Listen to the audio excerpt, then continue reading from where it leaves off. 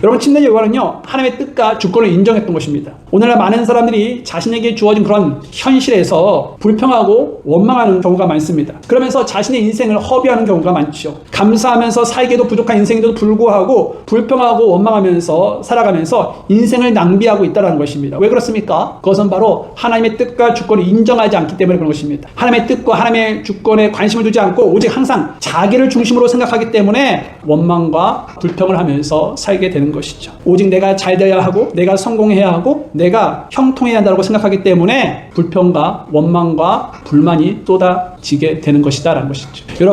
여러분의 인생에서 벌어지는 모든 일들을 하나님의 뜻과 하나님의 주권이라는 시각으로 보면 자신의 자리를 차지하려고 해도 어떤 다른 사람들이요, 그런 것을 보고서도 감사할 수 있고 그런 것을 보면서도 기뻐할 수가 있다라는 것입니다. 그래서 여러분, 우리는요, 모든 상황을 이 하나님의 뜻과 하나님의 주권 안에서 그 상황을 판단하고 그 상황을 이해하고 생각해야 한다는 것입니다. 그렇게 되면 지금 내가 사는 그런 삶 자체가 얼마나 감사인가를 금방 우리는 알게 될 것이다라는 것이죠.